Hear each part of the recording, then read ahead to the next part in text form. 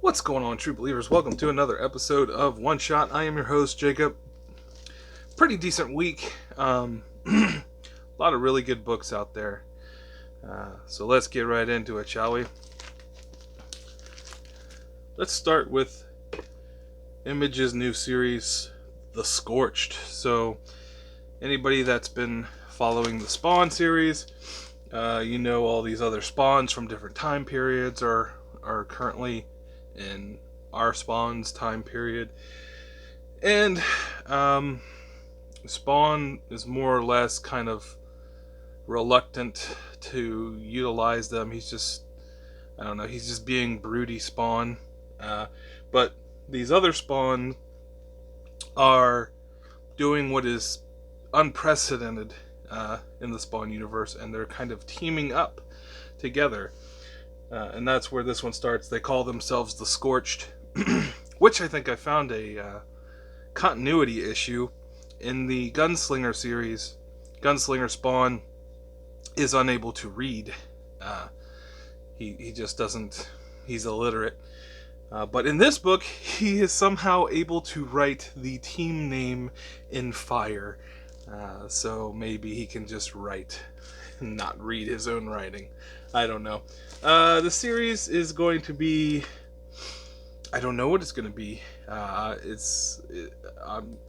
not sure how this is going to play out, because all the Spawn characters normally are like lone wolves.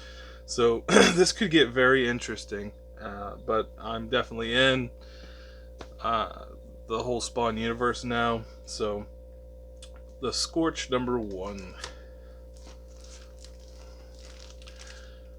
The Joker #11. So, we're back to the main continuity storyline. Jim Gordon is resting up from being stabbed in the chest.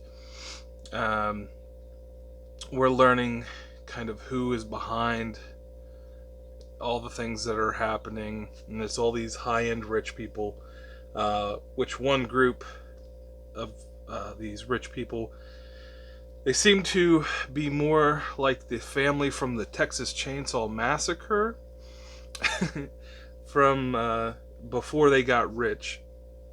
They would kill and eat people, but then they've kind of Jed Clampett style. When they went to go kill somebody on their land, they discovered oil.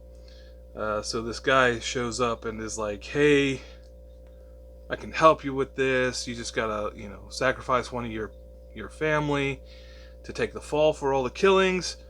But after that, you'll be rich, and then you can kill and eat as many people as you want.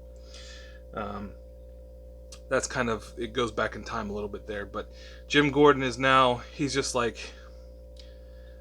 kind of done with it all. So he's using that unlimited credit card. He's buying body armor. He's buying surveillance equipment. He's buying the best of the best. He's got a plane on standby, and he's getting ready to head into this mess. This series has been absolutely brilliant. There's been a few issues here and there that were either slow, or they really don't seem to have a lot to do with the main continuity yet, but they're just giving a little history. But this series overall has been very, very good.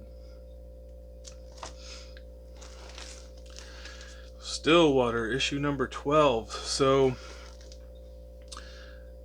the townspeople are starting to take the town back. Some of the children are actually running the town currently, and they seem to be even more totalitarian, it seems, in some aspects than the original system in place. So they're trying to take the town back a second time. They're trying to take out some of these leaders,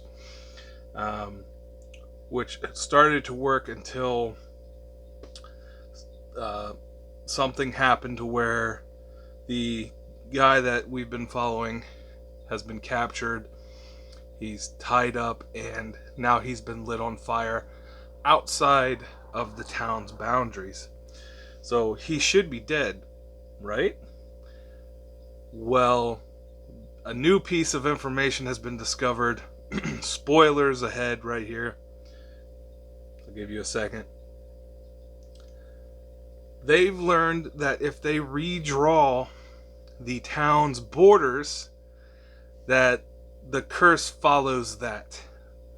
So it looks like he might survive this being lit on fire, burned at the stake. Man, this series has been, I don't know. I like it. Chip Zdarsky, gotta say it. I like this book, but at the same time, it's almost moving too slow for me. But I'm still involved. I'm still invested, and I'll still continue reading Stillwater. Darkhawk number 5. I like this series. I know Darkhawk is a big joke in the comic community, but this kind of reboot, revamping of the character, I'm enjoying it. The kid that's inside the armor, he's got health issues. He's just basically trying to learn his place in the world currently and learn to accept things that are happening to him, to people around him. Not to get too much into it, but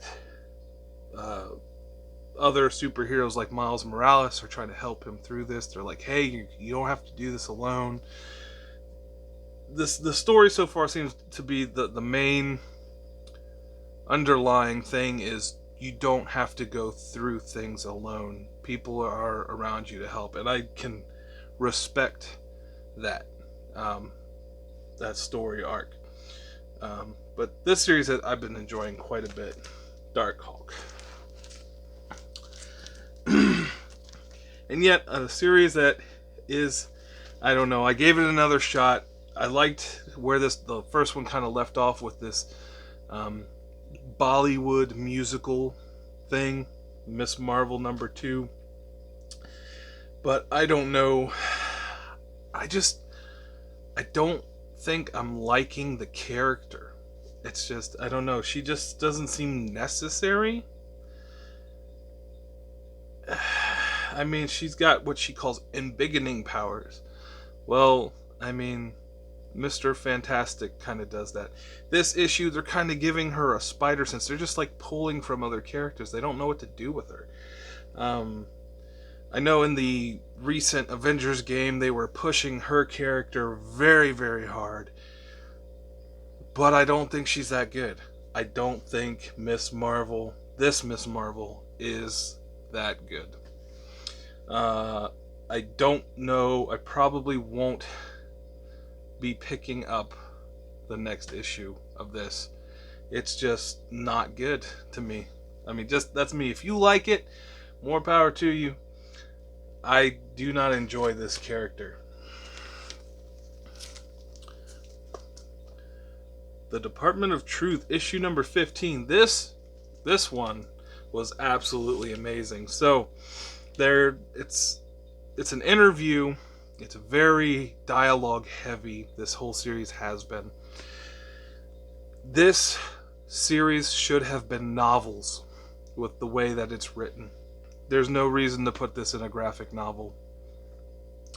But it's very good, don't get me wrong. I love reading it. But this one, it's an interview between a man whose name is redacted and this other guy, and he's giving an interview about how kind of they were trying to get to capture a UFO. So they put out in the ether there that there were mysterious flying, how did they describe it? They didn't say unidentified flying objects. It was like mysterious flying things, which they wanted it to become UFOs, but instead it became almost like monsters and things. So that is how the Mothman was created. And the whole series is about them being chased by the Mothman. There's this character that makes his first appearance here, I guess. His name is Cold. He's kind of weird. He's kind of He's got a real big smiley face, but at the same time, he makes you feel really uneasy. But this has been an absolutely great issue. The Mothman mythos and whatnot involved UFOs. I mean, absolutely brilliant. The Department of Truth, always on the top of my list there. King of Spies, issue number 2. This one went full bore into stuff that I love. The main character, turns out he's a super spy. He's worked for governments and whatnot as a hitman. He's got 6 months to live, and he decides to turn his life around. And it's like, I've been punishing the wrong people for most of my life. I'm going to go after the untouchable ones. And so that's kind of where he's been at. He's taking out other members of his group that did bad things. He's taking out high level politicians in like Parliament and the United States White House. He's taking out everybody, and he doesn't care. This action, that's drawn in here is fantastic. The artwork is amazing. This story is absolutely brilliant. King of Spies. And now we've got Daredevil the Woman Without Fear, number 1. We're following Elektra. This book was alright. The artwork was pretty good. It's a Zdarsky story, another one. Gotta say his name. It's pretty good. But I feel like I'm missing a lot of things because I haven't read the current Daredevil run. I've been collecting them, but I haven't read them because I had been missing some, and I just never got around to reading them. But I've been trying to hop in here and there, and I thought this one was really good, but I mean, I'm just missing a few elements, I think, so it's not as high up on the list for me. Star Wars High Republic Eye of the Storm, number 1. So I didn't exactly like the original High Republic series. It was mediocre. This one seems a little darker. It's a new group of aliens that they used to be peaceful. They went through their whole history. They used to be peaceful. Then they realized that anybody that was not equal to them was bad or something, and then they kind of just like, if you're not equal, I'll kill you type groups of people. So they have this technology that they're trying to use to not better the world, not really better anything, but equalize it. It seems like, I don't know, it's really weird, but at the same time it's darker toned. There's a lot more just killing for no reason in it. This one seems more geared towards the adult sector. But I thought this one was pretty good, so I might pick up the next one. Wastelanders, Black Widow. You know I've been all over the Wastelanders series here, and though I'm not the biggest Black Widow fan, I thought, I can't go wrong with one of these. And I was surprised. This book is not about Natasha Romanoff. This is about Yelena. And I thought that was really cool. It kind of switches it up a little bit for me. But I thought this book was absolutely amazing. She's older now. She's learned that she doesn't have the abilities she once had, so she's kind of has to work smarter. But she's gone on a quest, it seems like, to hunt something down. Won't spoil too much. But this series, the Wastelander series in general, I've been loving it. Absolutely fantastic. Definitely give this a read, and if you're interested, there is a podcast based on these books. The Wastelanders. They've already got Hawkeye. Who else? They just released some other ones. I think they're getting ready to release this one specifically, the Black Widow one. But absolutely loved it. The Death of Doctor Strange, Bloodstone. I wasn't going to pick up this issue because I knew nothing about this character. But I saw the cover. It's a David Nakayama cover, and I couldn't resist. He's one of my favorite cover artists currently, so I picked it up. The story was okay. Still kind of lost because I don't know who these people are in this book. She's kind of anti-magic, it seems, but at the same time they've got these magic stones.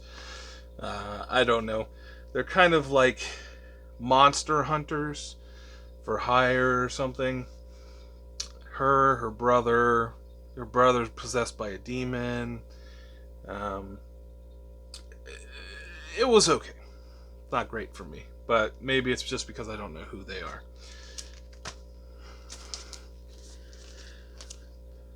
Dark Ages number 4. So this series is so good. This one, everybody's being transported to Wakanda. So they're kind of just trying to keep all the baddies in check until they get everybody transported over. Some big name character dies. I'm not gonna say who. But there was like monsters and people riding dragons, and it was a good story. This one was really good. I can't wait for the next one. I've been enjoying Dark Ages. Bounty Hunters number 20. We're following Zuckuss, Bosk, the group that's with them. They're on their quest to find and recapture Forlom. Spoilers, they succeed. But overall, I've been really enjoying this series, seeing things from the eyes of bounty hunters, as opposed to like saviors of the galaxy is kind of interesting. But yeah, it's a good series. This is an okay issue.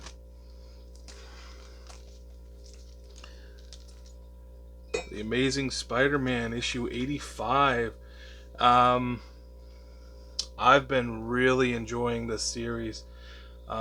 After the last, I know I say this every time, after the last run, I was so burnt out. I was not interested in Spider-Man. I didn't know. I was like, man, I hope they get rid of this guy soon that's writing it. Not long after I said that, they sure did. And the people that have been writing and drawing in this book, I believe Gleason draws most of these. It's so much better. So much better. Dr. Octopus is kind of trying to take control, take his technology back. I guess he has something involved in the Beyond Corporation. This series, I can't say it enough. It's so much better. So much better, and I can't wait to read more.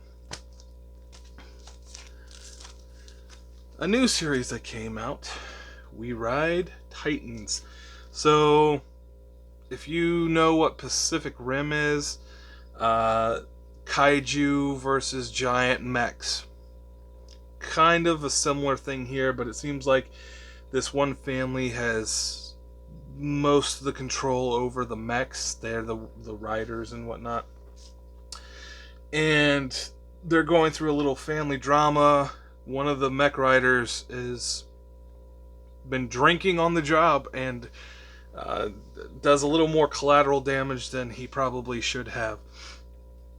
But it seems like an everyday occurrence that a kaiju kind of shows up. So they're looking for a new pilot. They're going to his sister. His sister basically has kind of cut them all off, wants nothing to do with them all. But she kind of strikes a deal in the end to where she's going to be the new pilot. I thought this book was really good. It's not as action based yet. It was a little heavy just story driven. I wanted to say narration, but it's not. Uh, Definitely a lot more drama based, like if Pacific Rim was a drama. Uh, but I really enjoyed this book.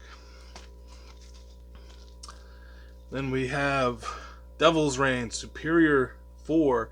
Doctor Strange, not Doctor Strange. Doctor Octopus is in control of Reed Richards' Baxter building.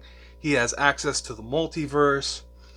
He's going through the multiverse and pulling out who he thinks is the more superior versions of himself to create a team to control the multiverse, to control the entire universe, period.